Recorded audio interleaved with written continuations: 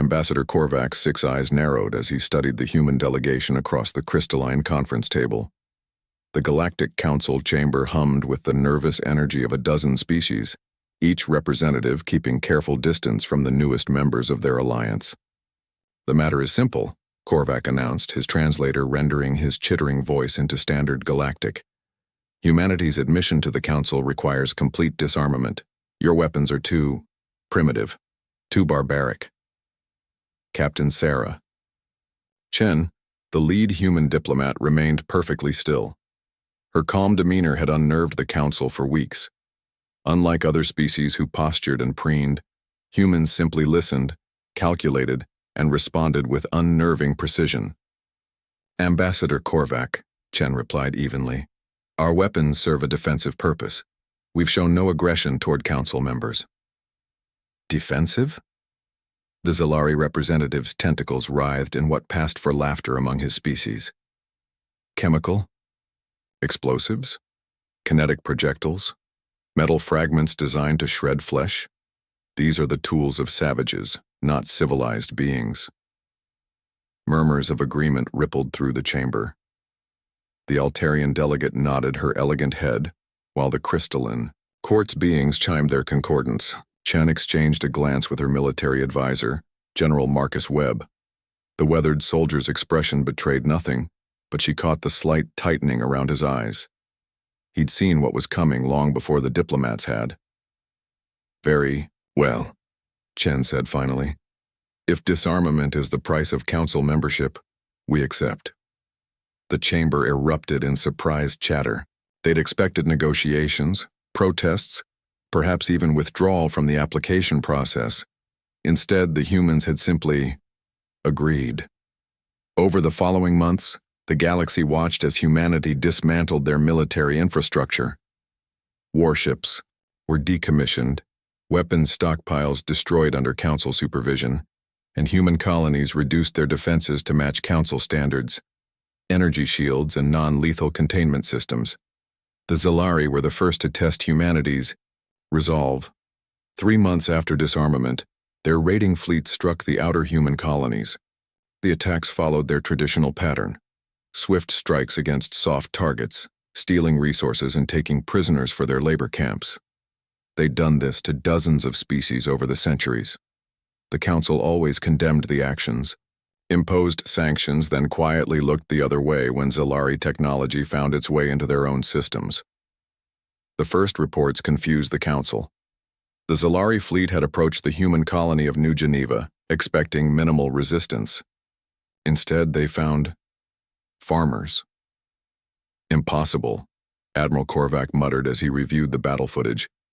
"Show it again." The holographic display replayed the encounter. Zalari assault craft descended on the agricultural world, their energy weapons, charging for the systematic destruction that would precede harvesting survivors.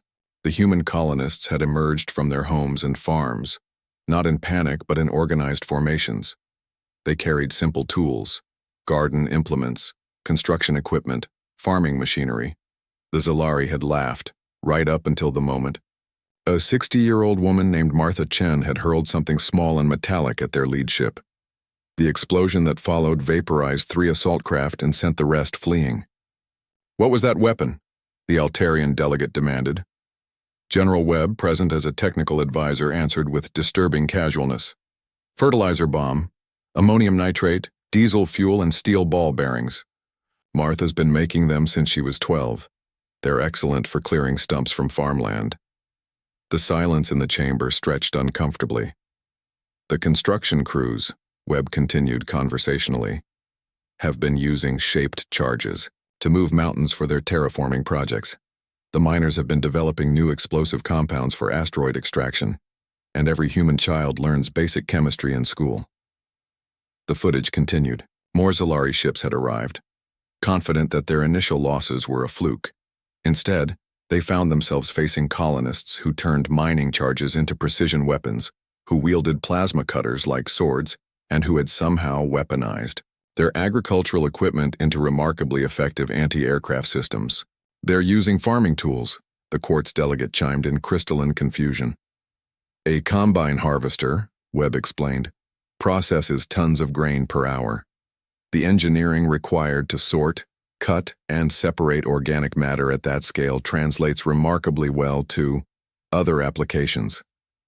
By the time the Zalari retreated, they'd lost 70% of their fleet to what they'd assumed would be defenseless prey. Ambassador Korvac's voice carried a note of accusation. "You said you disarmed." Captain Chen's response was delivered, with the same calm that had marked all her statements. "We did. We destroyed every weapon in our military arsenal, exactly as requested." "But these aren't weapons," Chen interrupted. "These are tools. A hammer builds houses and drives nails. A knife cuts food and opens packages. A tractor plows fields and moves earth. Humans have been using tools for 50,000 years, Ambassador. We've gotten quite good at it." General Webb stepped forward, his weathered face carrying the hint of a smile. "The Council demanded we destroy our weapons. You never asked us to stop being human." The chamber fell silent as the implications settled over the assembled delegates. Every human colony, every human ship, every human outpost was filled with individuals who could turn virtually anything into an instrument of destruction. Not because they were violent, but because they were creative, adaptable, and had evolved on a planet that tried to kill them every single day. "The Zalari raids have stopped," Chen continued matter-of-factly. "Word has spread through their territories about the colonies that fight back with fertilizer and farming equipment. We've received similar messages from other species the Council has overlooked in the past. They're asking for technical advisors, agricultural specialists, mining consultants." The truth hung in the air like a blade. Humanity didn't need weapons to be dangerous. They were weapons, shaped by evolution and refined by necessity into the most adaptable, resourceful, and creatively destructive species the galaxy had ever encountered. Ambassador Korvac's 6 eyes focused on the human delegation, with new understanding. "You planned this." Chen's smile was small but genuine. "Ambassador, we're problem solvers. You presented us with a problem. Joining the Council required disarmament. We solved it. The Zalari presented us with a different problem. We solved that, too." She stood, straightening her diplomatic jacket. "The question now is whether the Council has any other problems that need solving." The chamber remained silent as the human delegation filed out, leaving behind a room full of beings who had just learned the most important lesson in galactic politics: never confuse being civilized with being harmless.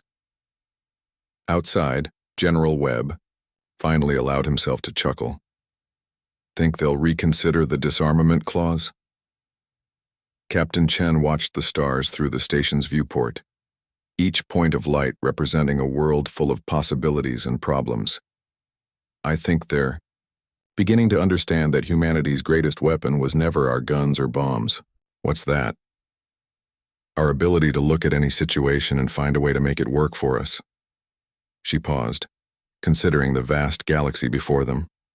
"After all, we convinced them to let the most dangerous species in known space join their peaceful alliance." Webb's laugh echoed through the corridor as they made their way back to the human quarters, leaving behind a council that was just beginning to understand what they'd really invited into their midst.